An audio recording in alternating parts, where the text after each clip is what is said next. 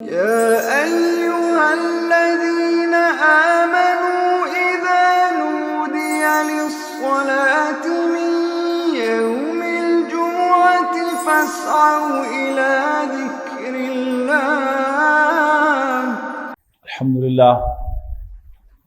الحمد لله نحمده ونستعينه ونستغفره ونؤمن به ونتوكل عليه ونعوذ بالله من شرور أنفسنا ومن سيئات أعمالنا من يهده الله فلا مضل له ومن يضلله فلا هادي له ونشهد أن لا إله إلا الله وحده لا شريك له ونشهد أن سيدنا محمدا عبده ورسوله أرسله بالهدى ودين الحق ليظهره على الدين كله وكفى بالله شهيدا فصلى الله عليه وسلم تسليما كثيرا كثيرا. أما بعد فأعوذ بالله من الشيطان الرجيم. بسم الله الرحمن الرحيم.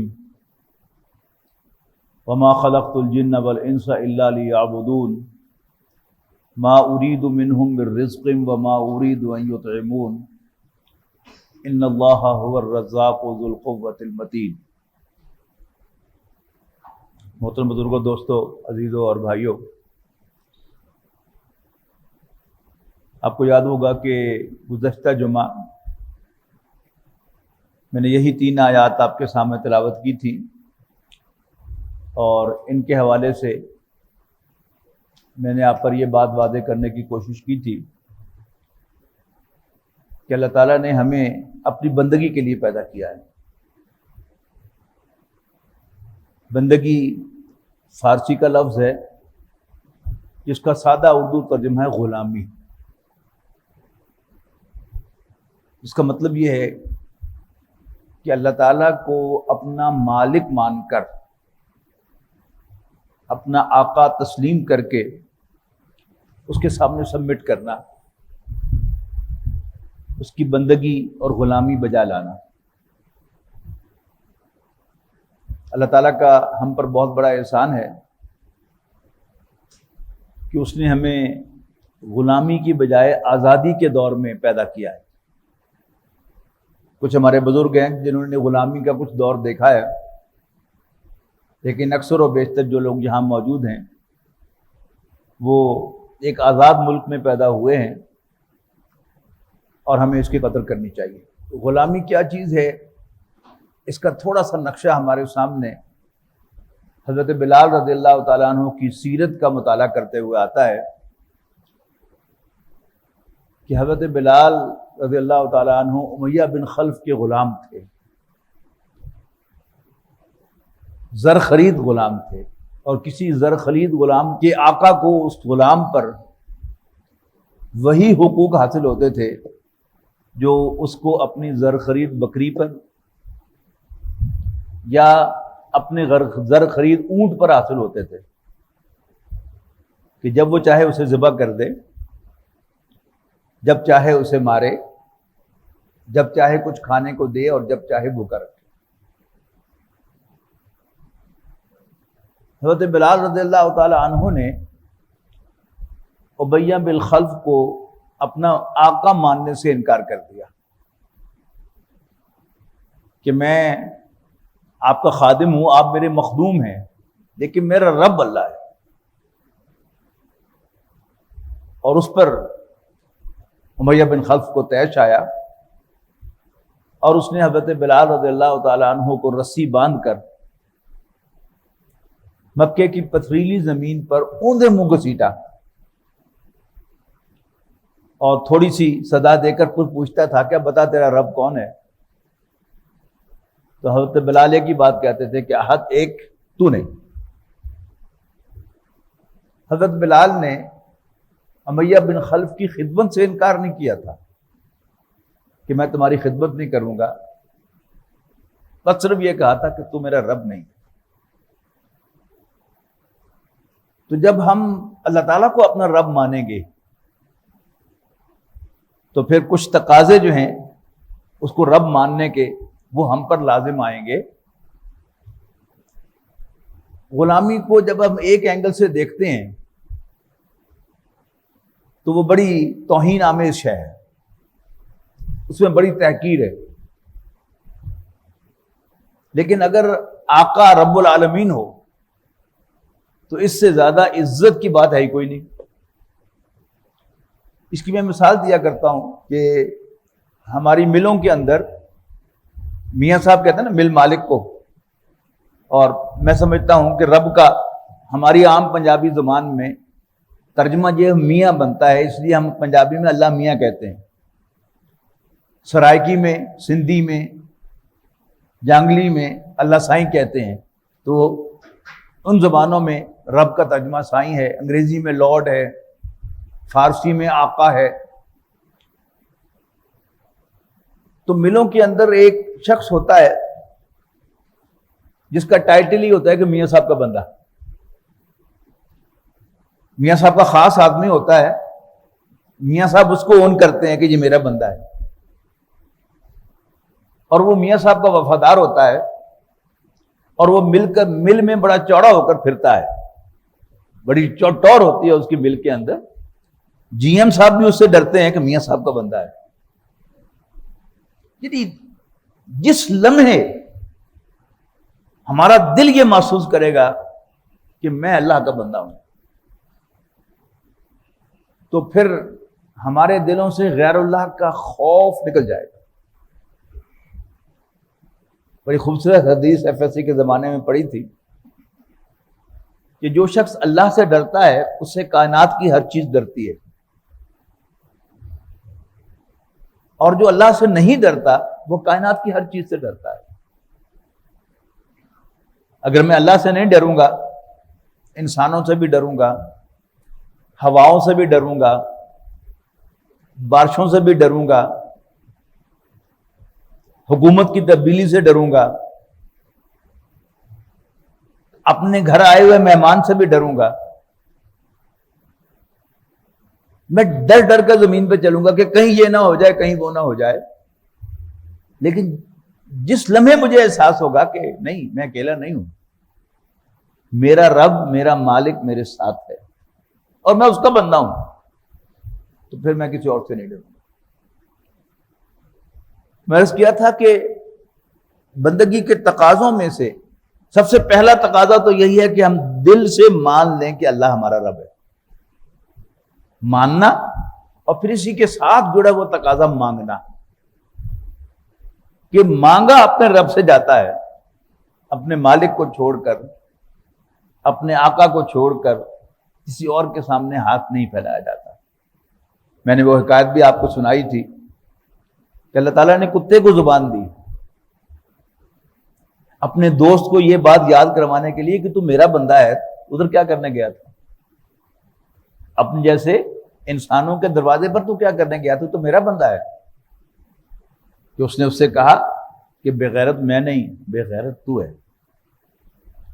میرا مالک مجھے 10 دن بھی بھوکا رکھے تو میں کبھی 7 والے دروازے پر نہیں گیا. تو اتنا بے غیرت ہے کہ دعویٰ کرتا ہے کہ میرا رب اللہ ہے، میرا مالک اللہ ہے، اور اس نے تجھے 3 دن بھوکا رکھا ہے، تو اپنے جیسے انسانوں سے مانگنے کے لیے چلا گیا. تیسرا تقاضا ہمارے سامنے آیا تھا کہ ڈائریکشن ہمارا ہمیشہ مالک سے لی جاتی.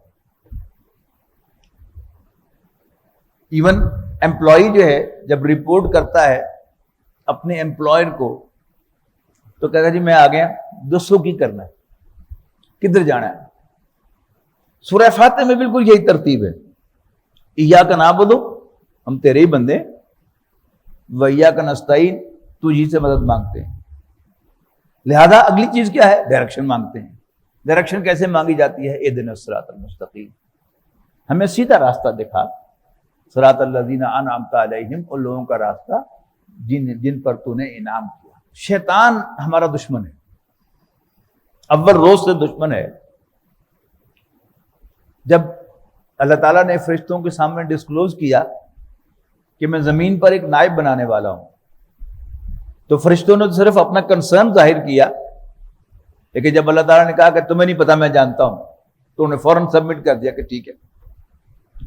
لیکن شیطان نے، ابلیس نے، عزازیل نے وٹ کھایا. کیسے ہو سکتا ہے؟ لہذا اس نے سجدہ کرنے سے انکار کیا. وہ سارا واقعہ آپ کو معلوم ہے. جب اللہ تعالیٰ نے اسے اس مقام سے گرا دیا, اسٹیپ ڈاؤن, تو گھٹیا حرکت کرنے والوں میں سے ہے, تو اس نے بھی کہا کہ اللہ تعالیٰ مجھے اجازت دے قیامت کے دن تک کے لیے کہ میں اپنا پوائنٹ ثابت کروں کہ انسان اس مقام و مرتبے کا اہل نہیں ہے جو تو نے اس کو عطا کر دیا. تو نے اسے اشرف المخلوقات بنا دیا ہے, تمام مخلوقات میں سے سب سے افضل فضیلت والا. میں یہ مانتا بھی نہیں اور میں ثابت بھی کروں گا کہ میرا پوائنٹ درست. تو اللہ تعالیٰ نے کہا کہ جا تمہیں موقع دیا جاتا ہے. تو اس نے بڑی چیلنجنگ انداز میں اللہ تعالیٰ سے کہا کہ جس کو عزت دینے کے لیے تو نے مجھے راستے سے ہٹایا ہے, اب میں بھی اس کا شکار کرنے کے لیے تیرے صراط مستقیم پر, تیرے سیدھے راستے پر مورچہ بندی کروں گا, بیٹھوں گا.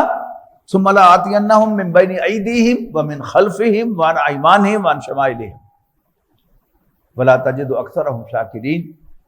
اور پھر میں ان پر حملہ آور ہوں گا, ان کے سامنے سے, ان کے پیچھے سے, ان کے دائیں سے اور ان کے بائیں سے. ولا تجد اکثرہم شاکرین, اور تو ان میں سے اکثر کو شکر گزار نہیں پائے گا. اللہ تعالیٰ کی بہت سی حیثیتیں ہیں, اللہ تعالیٰ کے بہت سے نام ہیں, اس کی بہت سی صفات ہیں. ان صفات میں سے جو اہم ترین ہیں ان میں سے ایک جو ہے وہ اللہ تعالیٰ کا خالق ہونا ہے. اور بلا شبہ یہ بڑی اہم حیثیت ہے اللہ تعالیٰ کی کہ اس نے وجود بخشا. پھر تب سب باتیں جو ہوئی اس کے بعد. اگر اللہ تعالیٰ انسان کو وجود ہی نہ بخشتا تو پھر بندگی کا بھی سوال نہ ہوتا. انسان تھوڑا سا اس میں کنفیوز ہو جاتا ہے. لہذا اللہ تعالیٰ کے خالق ہونے کو اس نے نمایاں کیا اور بہت سے لوگوں کو الاؤ کیا کہ وہ اللہ تعالیٰ کو اپنا خالق مان لیں. ہماری ایک ایزمپشن ہے ہمارے ذہنوں میں کہ نبی اکرم صلی اللہ علیہ وسلم سے قبل مکے کے لوگ, عرب, اللہ تعالیٰ کے نام سے بھی واقف نہیں تھے. یہ بات درست نہیں ہے. لفظ اللہ عربی زبان کا لفظ ہے جو اللہ تعالیٰ کے لیے ہی بنا تھا اور وہ غیر اللہ کے لیے استعمال نہیں ہو سکتا. جیسے انگریزی میں کیپٹل جی والا گاڈ جو ہے اس کی کوئی جمع نہیں ہے, اس کی کوئی فیمنن نہیں ہے, صرف اللہ تعالیٰ کے لیے. اسمال جی والے گاڈ کا فیمنن بھی ہے گاڈس, اور اس کی جمع بھی ہے گاڈز, اور مؤنث کی جمع بھی ہے گاڈسز, گاڈز اینڈ گاڈسز. اللہ, اس کو عرب جانتے تھے اور قرآن مجید گواہ ہے کہ اہل عرب اللہ تعالیٰ کو توحید کے ساتھ خالق کائنات مانتے تھے. قرآن مجید میں متعدد بار یہ آیت وارد ہوئی ہے کہ لئن سألتہم من خلق السماوات والارض, یقیناً اگر تم ان سے پوچھو کہ بتاؤ بھلا آسمانوں اور زمین یعنی کائنات کو کس نے پیدا کیا, لَيَقُولُنَّ اللَّهُ, تو کہیں گے اللہ ہی نے پیدا کیا.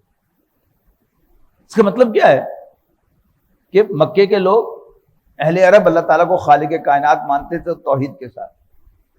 اور سورہ یونس کی آیت نمبر 31 میں یہ بات بھی بہت واضح ہو جاتی ہے کہ وہ اللہ تعالیٰ کو رازق بھی مانتے تھے, زندگی اور موت کا مالک بھی مانتے تھے. وہ بھی مانتے تھے کہ جس کے اختیار میں, جس کے کنٹرول میں کان ہیں اور آنکھیں ہیں, اور جو کاموں کی تدبیر کرتا ہے, یہ سب کچھ مانتے تھے. لیکن پھر پوچھا کہ اسے ڈرتے کیوں نہیں ہو, اور پھر اللہ تعالیٰ کا قرآنک تعارف کروایا گیا کہ فَذَلِكُمُ اللَّهُ رَبُّكُمُ الْحَقُّ. پھر یہی اللہ جس کو تم ان سب حیثیتوں میں مانتے ہو, وہی تمہارا حقیقی رب ہے. اس کو ایک سادہ مثال سے سمجھ لیں. آپ جس گھر میں رہتے ہیں, اور اگر وہ سو کالڈ آپ کا اپنا گھر ہے, کرائے کا گھر نہیں ہے, اس کا تعمیر کرنے والا کوئی معمار تھا, کوئی کانٹریکٹر تھا, اس کا نقشہ کسی آرکیٹیکٹ نے بنایا تھا, اس کی ڈرائنگ کسی ڈرافٹس مین نے کی تھی. لیکن اس گھر پر چلتی کس کی ہے؟ مالک مکان کی چلتی ہے، نہ مستری صاحب کی چلتی ہے، نہ انجینئر صاحب کی چلتی ہے، نہ آرکیٹیکٹ صاحب کی چلتی ہے، اس کے مالک کی چلتی ہے۔ بلا شبہ اللہ تعالیٰ ہمارا خالق بھی ہے، لیکن اس کے جو ہم پر حکم چلتا ہے وہ مالک ہونے کے اعتبار سے۔ خالق ہونا ایک حقیقت ہے۔ اس بلڈنگ کو کسی معمار نے تعمیر کیا تھا، لیکن یہ سرکاری کاغذات میں یہ بلڈنگ جو ہے یہ انجمن خدام القرآن کی ملکیت ہے، وقف ہے اس کے نام پر، اور اس پر اختیار انجمن خدام القرآن کی مجلس منظمہ کا چلتا ہے۔ وہ جب چاہیں اس میں کوئی امینڈمنٹ کر دیں، وہ جب چاہیں اس کی ایکسٹینشن کر دیں۔ جو لوگ شروع سے آ رہے ہیں اس مسجد میں معلوم ہے کہ پہلے سین نہیں تھا، پھر سین بن گیا، پہلے اے سی نہیں تھے، پھر اے سی لگ گئے، پہلے یہ پیچھے جو متکفین کے لیے گیلری بنائی گئی تھی یہ نہیں تھی، بن گئی۔ تو اس کے لیے ہمیں نہ آرکیٹیکٹ سے پوچھنا پڑا، نہ اس کے کانٹریکٹر سے پوچھنا پڑا، اور نہ معمار سے پوچھنا پڑا۔ ہاں، اس وقت جو آرکیٹیکٹ ہمارے سارے کام کو دیکھتے ہیں، ہماری مجلس منظمہ کے رکن ہیں، انجمن کے رکن بھی ہیں، ان کی اجازت سے ہم نے یہ تعمیر کیا ہے تاکہ کوئی خطرناک کام نہ ہو۔ پھر انہوں نے باقاعدہ اسٹرکچر انجینئر سے مشورہ کر کے پھر ہمیں اس کا ڈیزائن جو ہے وہ بنا کے دیا کہ اس طرح سے آپ بنائیں۔ لیکن جو بات میں کہنا چاہتا ہوں کہ اختیار جو ہے حکم چلتا ہے مالک کا۔ اچھا، کئی طرح سے اس کو آؤٹ کرنے کی کوشش کی گئی ہے۔ انڈیا میں یعنی انڈو پاک سب کانٹیننٹ میں، ہندوستان میں سب سے پہلا ترجمہ، فارسی ترجمہ شاہ ولی اللہ رحمۃ اللہ علیہ نے کیا۔ انہوں نے رب کا ترجمہ پروردگار کیا، جس کے معنی ہے پالنے والا، اور را با با کا مادہ جو ہے یہ ورب کے طور پہ آئے تو اس میں ایک آخری معنی پالنے کے بھی ہیں، خیال رکھنے کے، پالنے کے، دیکھ بھال کرنے کے۔ لیکن جب یہ ناؤن کے طور پہ آتا ہے تو اس کے معنی آقا کے ہیں۔ تو شاہ صاحب نے پروردگار ترجمہ کیا، لہذا اردو کے سارے تراجم میں آپ کو مور اور لیس رب کا ترجمہ پالنے والا ملے گا۔ آپ سارے انگریزی تراجم کو دیکھیں جو اردو سے انفلوئنٹ نہیں ہے، شاہ صاحب کے ترجمے سے انفلوئنس نہیں ہے، وہ لارڈ ترجمہ کرتے ہیں بڑا صاف ستھرا، لیکن اردو تراجم میں پالنے والا ہے۔ اور اس میں ایک بڑا سٹل اللہ تعالیٰ کے مالک ہونے کا انکار ہے۔ دیکھیے، پالنا کیا ہے؟ یہ سروس ہے۔ پالنا سروس ہے۔ اگر پالنے والے کو آپ رب کہیں گے تو پھر آئی ایم ایف آپ کا رب ہے، اللہ تعالیٰ آپ کا رب نہیں ہے۔ جو آپ کو پرووائڈ کر رہا ہے، جو آپ کو پال رہا ہے، وہ کون ہے؟ I am F. اس کو کہ انکار تو ہم نہیں کر سکتے، پھر وہ ہمارا رب ہے۔ لیکن اگر رب کے معنی لارڈ ہے تو پھر ہمارا رب صرف اور صرف اللہ تعالیٰ ہے۔ پھر کنفیوز کیا گیا، عربی زبان میں رب کا الٹ ہے عبد، رب آقا اور عبد غلام۔ اچھا، اب کا ترجمے میں کوئی دیکھیے، انگریزی ترجمے میں اس کو بڑا دلچسپ ہے، دیکھنے والا وہ پروفائل ہے کہ سب سے پہلے جو انگریزی ترجمہ آتھینٹک ہوا وہ مرمیڈوک پکتھول صاحب کا ترجمہ تھا۔ یہ بلیک مسلم تھے، برطانیہ سے تعلق تھا، انگریزی مادری زبان تھی، مسلمان ہوئے، پھر 7 سال انہوں نے سعودی عرب میں جا کر گزارے، عربی زبان سیکھی، اس کا محاورہ سیکھا، اور پھر قرآن مجید کا انگریزی میں ترجمہ کیا، میننگ آف دا گلوریس قرآن۔ بہت خوبصورت ترجمہ، ذرا ببلک لینگویج ہے، پرانی ہے، سمجھ میں نہیں آتی، لیکن عربی ٹیکسٹ کے قریب ترین ترجمہ وہی ہے۔ وہ بڑا فرینکلی عبد کا ترجمہ سلیو کرتے ہیں۔ میرا فرسٹ ٹائم امریکہ جانا ہوا 1984 میں، تو تقریباً ہر مسجد میں اس کے کئی نسخے مجھے نظر آئے پکتھول صاحب کے ترجمے کے۔ یہ شاہ فیصل شہید نے اس کو کثیر تعداد میں چھپوا کر انگلش سپیکنگ ورلڈ میں فری تقسیم کیا تھا، اور مسجد سے پوچھ کر کہ آپ کو کتنے نسخے چاہیے، کسی چھوٹی مسجد والوں نے کہا کہ 10 نسخے، انہوں نے کہا 10 لے لو، بڑی مسجد والے کہ 100 نسخے چاہیے، انہوں نے کہا 100 لے لو۔ اس کے بعد سعودی عرب نے اپنے اہتمام سے پروفیسر عبداللہ یوسف علی صاحب کا ترجمے کو ریویو کیا، ایک بورڈ بٹھایا، انہوں نے پروفیسر عبداللہ یوسف علی، یہ گورنمنٹ کالج لاہور کے پرنسپل رہے، انہوں نے بھی انگریزی ترجمہ کیا اور تفسیر بھی لکھی، اس کو ریویو کرایا ایک بورڈ بٹھا کر، اور اس میں سے جو پرانی ببلک لینگویج تھی اس کو کسی حد درجے میں کم کیا، اور پھر اس کو کثیر تعداد میں چھپوا کر پھر انگلش ورڈ میں تقسیم کیا گیا۔ 90s میں میرا جانا ہوا امریکہ، تو پھر تقریباً ہر مسجد میں مجھے وہ ترجمہ عبداللہ یوسف علی صاحب کا نظر آیا تفسیر کے ساتھ۔ پھر 90s میں سعودی عرب نے اپنا ترجمہ کروایا، ڈاکٹر محسن خان اور دوسرے ایک اور مترجم ہیں، ان کا نام مجھے بول رہا ہے، انہوں نے مل کر ایک انگریزی ترجمہ کیا، یہ پھر سعودی عرب نے اپنے اہتمام سے چھپایا۔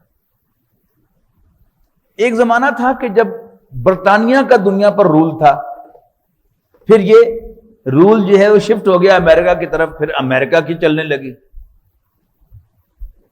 جب عبداللہ یوسف علی صاحب نے ترجمہ کیا، اب وہ جو امریکہ کے انفلوئنس زیادہ ہو گیا تھا، اور امریکن کانسٹیٹیوشن میں سلیوری جو ہے اس کو ختم کر دیا گیا تھا۔ آج بھی اگرچہ سلیوری ہے۔ بڑی دلچسپ بات بتاؤں کہ یہ مضمون جب بھی میں نے امریکہ میں بیان کیا تو مجھے بعد میں کم سے کم کسی ایک آدھ آدمی نے ضرور آ کر مجھ سے بحث کی کہ سلیو کا لفظ استعمال نہ کیا کر۔ اچھا، عبداللہ یوسف علی صاحب نے ایک نیا لفظ انٹروڈیوس کیا، بونڈز مین، بندھا ہوا آدمی، یعنی آزاد آدمی کے مقابلے میں بندھا ہوا آدمی، لیکن سلیو کہنے سے اوائڈ کر رہے ہیں۔ وہ جو اکبر الہ آبادی نے کہا تھا نا کہ رپٹ لکھوائی ہے جاجا کے تھانے میں رقیبوں نے کہ اکبر نام لیتا ہے خدا کا اس زمانے میں، تو اللہ تعالیٰ کا آقا کہنا یہ کیا ہے؟ یہ اسی اسکیم کا حصہ ہے کہ اللہ تعالیٰ کو ڈائٹی کو، اللہ تعالیٰ کو پرووائڈر کو، اللہ تعالیٰ کو کریٹر کو لارڈ نہیں۔ اس کے بعد جب یہ محسن خان صاحب کا ترجمہ آیا تو ایک سٹیپ اور نیچے آ گیا، وہ کیا تھا؟ ہمبل سرونٹ۔ سرونٹ بھی جتنا مرضی ہمبل ہو جائے وہ سلیو نہیں ہوتا۔ بنیادی فرق کیا ہے سلیوری اور امپلائمنٹ میں؟ Employment is always with choice.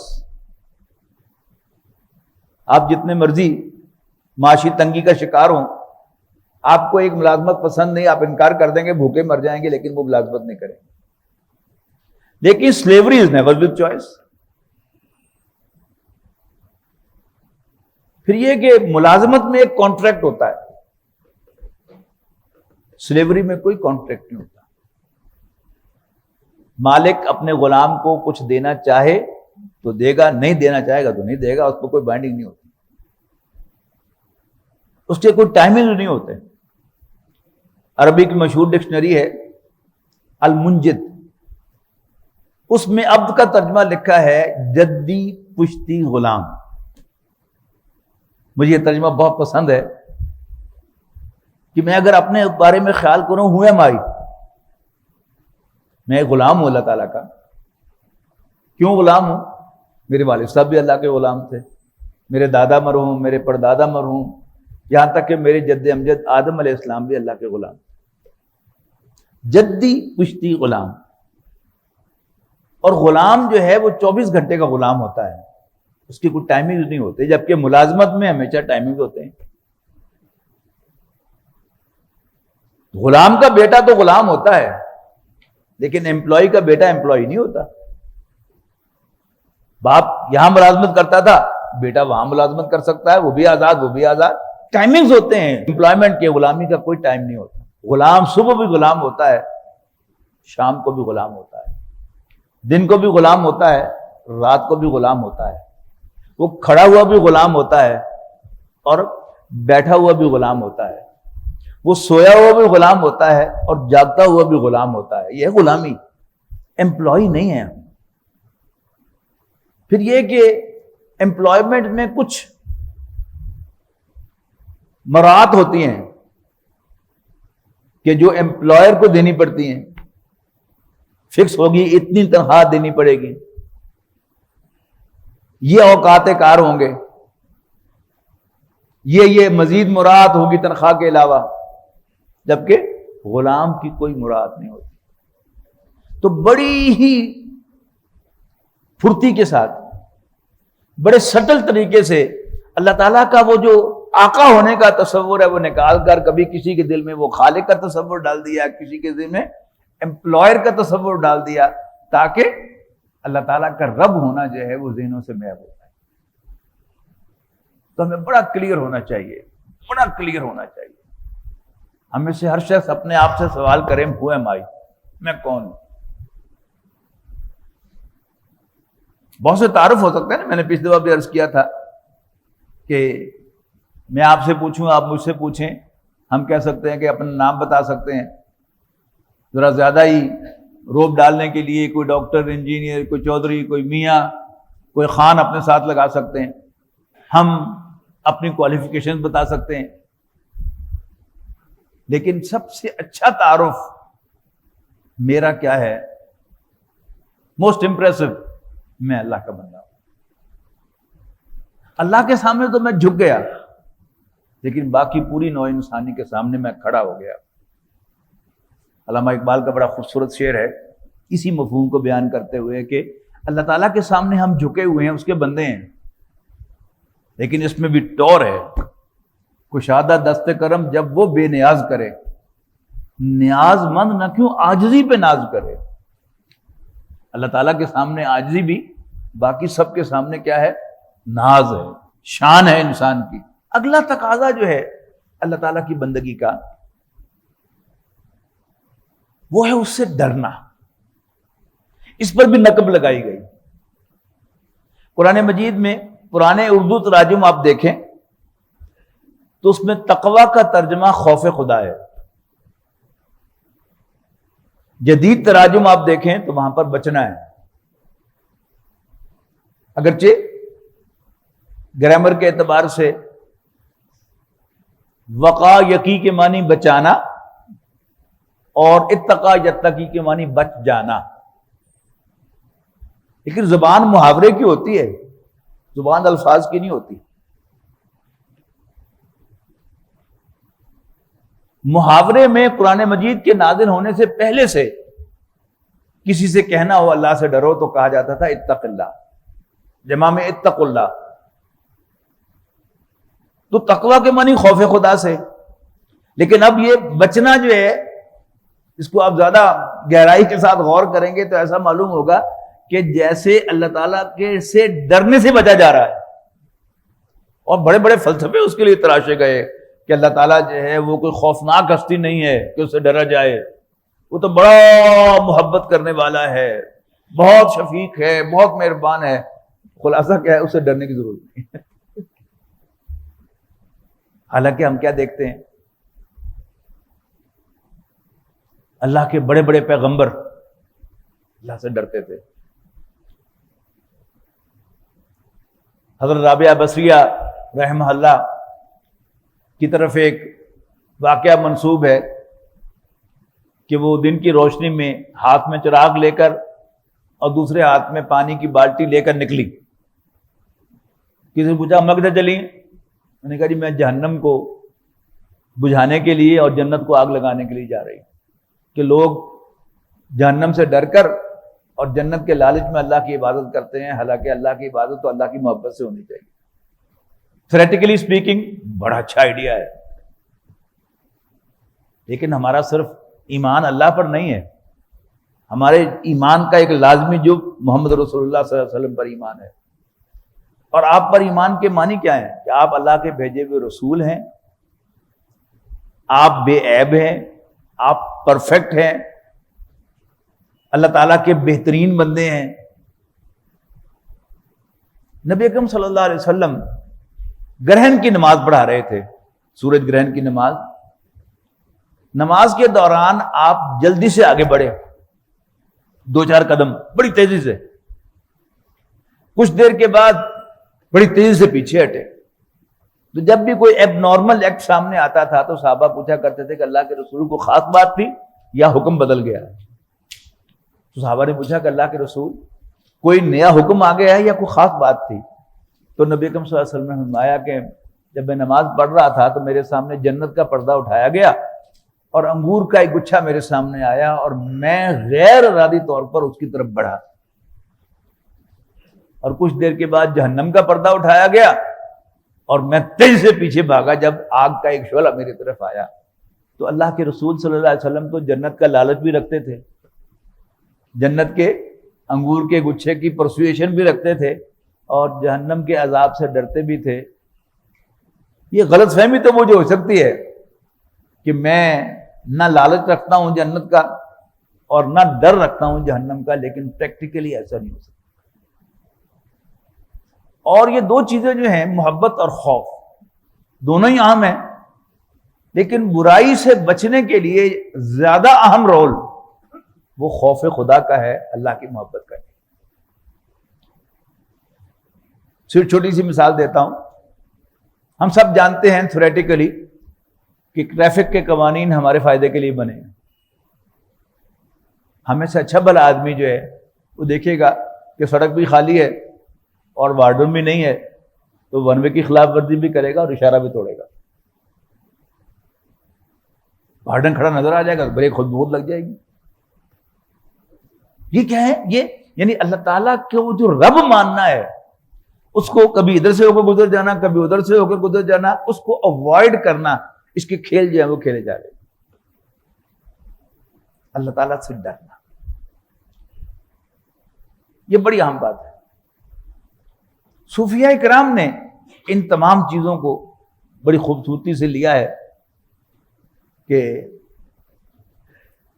میرے اندر ڈر صرف اپنے مالک کا ہونا چاہیے۔ جو میرے جیسے بندے ہیں ان سے ڈرنا کیا؟ وہ میرا کچھ بگاڑ نہیں سکتے، میرا کچھ بنا نہیں سکتے، میرا سب کچھ جو ہے وہ میرے مالک کے اختیار میں ہے، لہذا میرے اندر ڈر بھی اسی کا ہونا چاہیے۔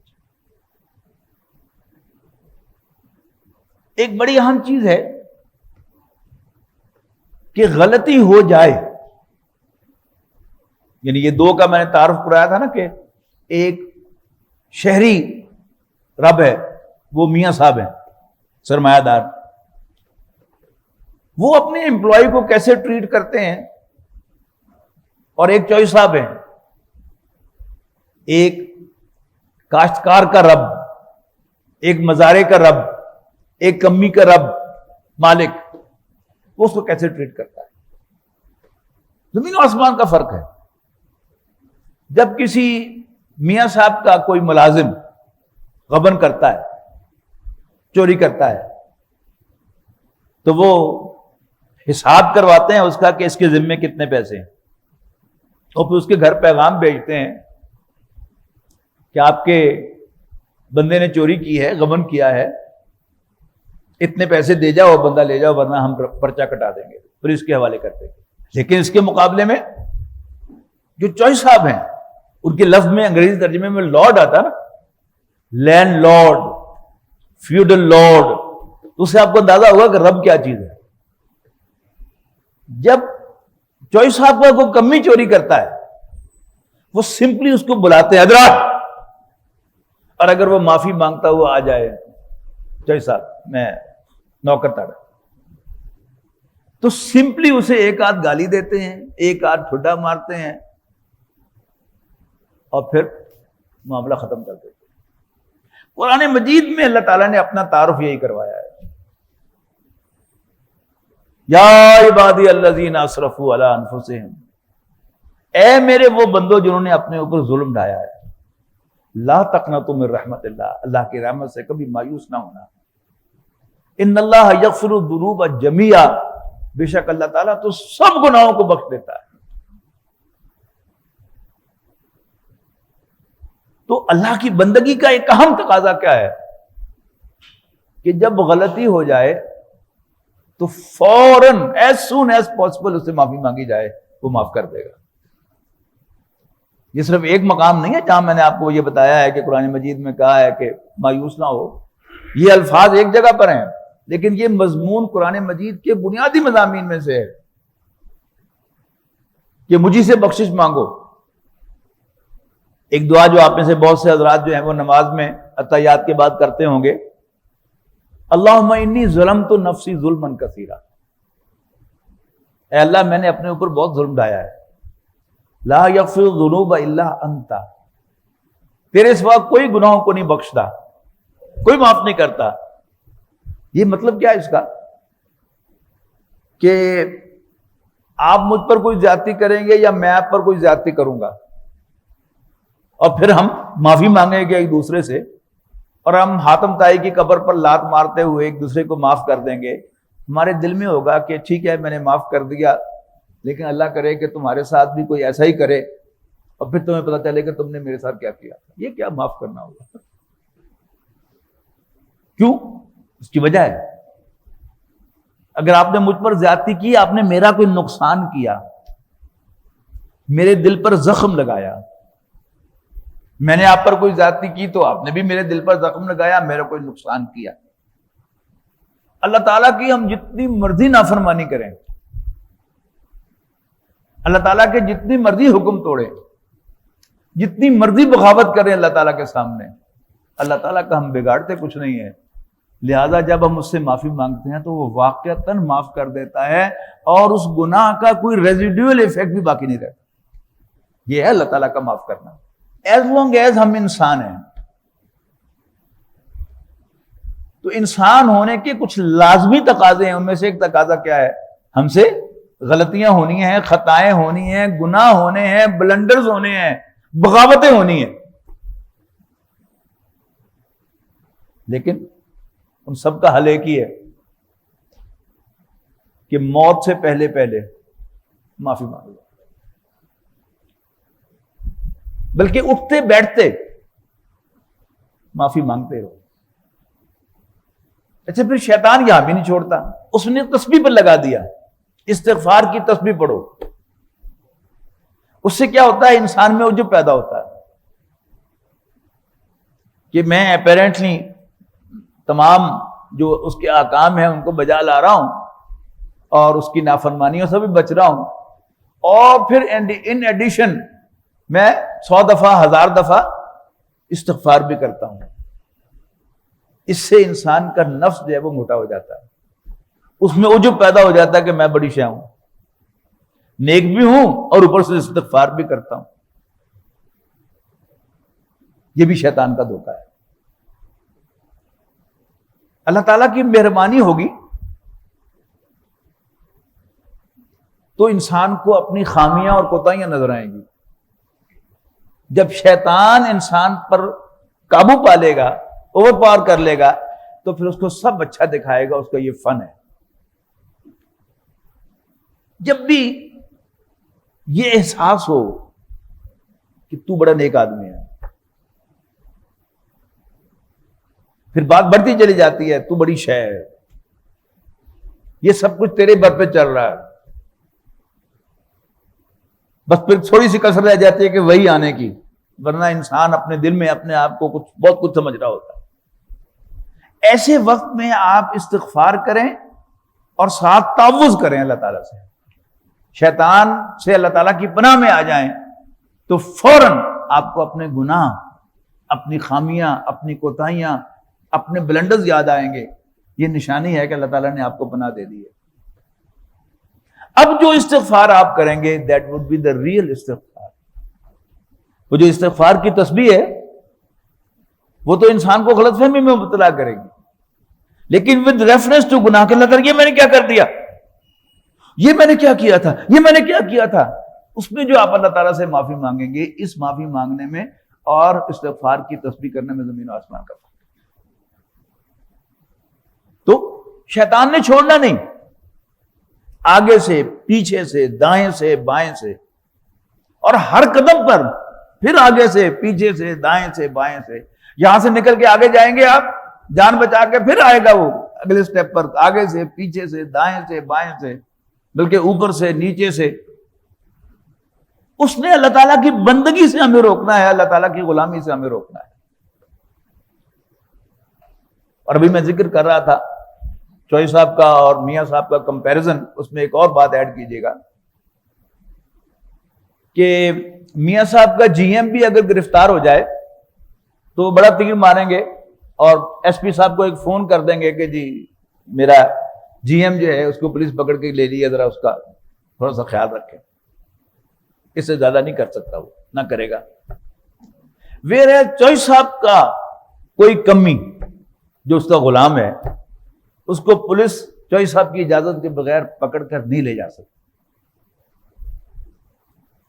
ایس ایچ او صاحب جو ہیں وہ چوئی صاحب کے جا کے پاؤں پکڑیں گے، چوئی صاحب میری نوکری کا سوال ہے، ایک بڑی گرفتاری دے دی ہوتی میں ابتدائی تفتیشی جی خارج کر دیا گا مقدمہ، لیکن میری نوکری کا سوال ہے، چوئی صاحب کی اجازت کے بغیر ان کو گرفتار نہیں کر سکتا۔ اللہ تعالیٰ کی ایک اور بہت عام شان ہے کہ وہ اپنے بندوں کو پروٹیکٹ کرتا ہے، اور اس نے ہمیں اس کی پروٹیکشن طلب کرنے کا حکم دیا ہے۔ اور اس میں بھی بڑی انٹرسٹنگ چیز آپ کو بتاؤں کہ قرآن مجید میں جہاں بھی تعوذ کا حکم ہے کہ اللہ تعالیٰ کی پناہ حاصل کرو، اللہ تعالیٰ کی پناہ میں آ جاؤ، یہ حکم واحد کے صیغے میں نبی کریم صلی اللہ علیہ وسلم کو دیا گیا ہے۔ عام طور پر ہم جو تعوذ کرتے ہیں کہ جب کوئی بہت ابنوکشیس بات سامنے آ جائے، بہت کوئی بری حرکت سامنے آ جائے، اعوذ باللہ من الشیطان الرجیم، استغفر اللہ، اللہ یعوذ باللہ۔ نبی اکرم صلی اللہ علیہ وسلم سے تو معاذ اللہ ایسی کسی حرکت کا کوئی سوال نہیں ہے، لیکن یہ تعوذ کا حکم قرآن مجید میں ہمیشہ واحد کے صیغے میں حضور کو دیا گیا ہے، اور آپ کی وساطت سے یہ حکم ہم تک پہنچا ہے۔ اور کہاں کہاں دیا گیا ہے، چند مثالیں بھی اس کی دیکھ لیں۔ سورۃ نحل میں فرمایا گیا اذا قرأت القرآن فاستعذ باللہ من الشیطان الرجیم، اے نبی جب بھی قرآن پڑھو شیطان مردود سے اللہ تعالیٰ کی حفاظت میں ضرور آ جایا کرو۔ اس میں بھی بڑی دلچسپ بات یاد آئی کہ قرآن مجید میں تو حضور صلی اللہ علیہ وسلم سے کہا نا کہ جب بھی قرآن پڑھو، جبکہ قرآن مجید میں بسم اللہ کا پڑھنے کا حکم تو ایک ہی دفعہ ہے نا، پہلی آیت میں اقرأ بسم ربک الذی خلق۔ کسی محفل میں آپ سے کہا جائے کہ تلاوت کریں اور آپ اعوذ باللہ پڑھیں اور بسم اللہ نہ پڑھیں تو کوئی گریبان پکڑ لے گا آقا آپ کا، بسم اللہ نہیں پڑھی تو، حالانکہ فرض تو اعوذ باللہ پڑھنا ہے، بسم اللہ پڑھنا تو سنت ہے۔ تو کہا گیا نبی صلی اللہ علیہ وسلم جب بھی آپ قرآن پڑھیں تو شیطان مردود سے اللہ کی حفاظت میں ضرور آ جائے۔ کہہ رہے کیوں؟ شیطان نے کہا تھا کہ میں صراط مستقیم پر مورچہ بندی کروں گا، یہ صراط مستقیم ہی تو ہے قرآن مجید۔ پھر فرمایا کہ اما ینزغنک من الشیطان نزغ فاستعذ باللہ، جب بھی آپ کو شیطان کی طرف سے کوئی چوک لگ جائے تو فوراً اللہ کی پناہ میں آ جاؤ۔ مستقل دعا تلقین فرمائی اعوذ بک من ہمزات الشیاطین، اے میرے رب میں تیری پناہ میں آتا ہوں شیطان کے کچوکوں سے، واعوذ بک ربی ان یحضرون، شیاطین کے کچوکوں سے، اور میں تیری پناہ میں آتا ہوں کہ وہ میرے قریب بھی پھٹکیں۔ اور یہ آیتیں تو شاید آپ کو یاد نہ ہو، آخری دو صورتیں تو یاد ہے نا، واحد کے صیغے میں حضور صلی اللہ علیہ وسلم سے کہا جا رہا ہے قل اعوذ برب الفلق اور قل اعوذ برب الناس۔ تو اللہ تعالیٰ سے پروٹیکشن بھی طلب کرتے رہنا چاہیے۔ اور ایک چیز جس کا ذکر رہ گیا، اس کا میں نے علیحدہ ذکر کیا تھا لیکن اس سیریز میں بھی اس کا ذکر، اپنے مالک کا شکر بجا لاتے رہنا، چھوٹی سے چھوٹی چیز پر۔ میں آ کر یہاں بیٹھ گیا صحت کے ساتھ، اس پر شکر۔ میں نے 45 منٹ گفتگو کر لی، اس کا شکر۔ مجھے سانس آتا رہا، اس کا شکر۔ مجھے آپ کے سامنے وومٹنگ نہیں ہوئی، اس کا شکر۔ میرا سانس چل رہا ہے، اس کا شکر۔ تو شکر بجا لاتے رہنا، اور اس شکر کے لیے نبی اکرم صلی اللہ علیہ وسلم نے جو فارمولہ بتایا ہے وہ بڑا اہم ہے کہ من لم یشکر الناس لا یشکر اللہ، جس نے کبھی انسانوں کا شکر ادا نہیں کیا وہ اللہ کا شکر گزار بندہ بھی نہیں بن سکتا۔ انسانوں کا شکر ادا کرنے کی عادت ڈالی۔ کئی دفعہ میں نے عرض کیا ہے کہ آپ کا ملازم بھی آپ کو پانی پیش کر دے، آپ کے لیے دروازہ کھول دے، شکریہ ادا کر دے، کیا جائے گا آپ کا؟ شیطان نے ہمارے دل میں یہ بات ڈال، وہ سر پہ چڑھ جائے گا، چڑھ جائے، اب جہنم میں جائے، سر میں چڑھے، میں تو اپنی فکر کروں نا۔ ہم چھوٹی سے چھوٹی بات پر شکر ادا کریں گے تو اللہ تعالیٰ ہمیں اپنا شکر ادا کرنے کی توفیق دے گا. اللہ تعالیٰ کا شکر اس کی توفیق کے بغیر نہیں ہو سکتا. اور آخری بات عرض کر رہا ہوں، کسی کو یہ کہنا ہو کہ ٹھیک ہو جا، اس کا پنجابی محاورہ کیا ہے؟ بندہ بن جا. اس کا مطلب کیا ہے کہ اگر ہم اللہ کے بندے ہیں تو ٹھیک ہیں، باقی سارا کچھ ٹھیک ہے، لیکن اللہ کے بندے نہیں ہیں تو ہم ٹھیک نہیں ہیں. تو آئیے ہم بھی بندے بن جائیں. آخر دعوانا الحمدللہ رب العالمین. بہت شکریہ.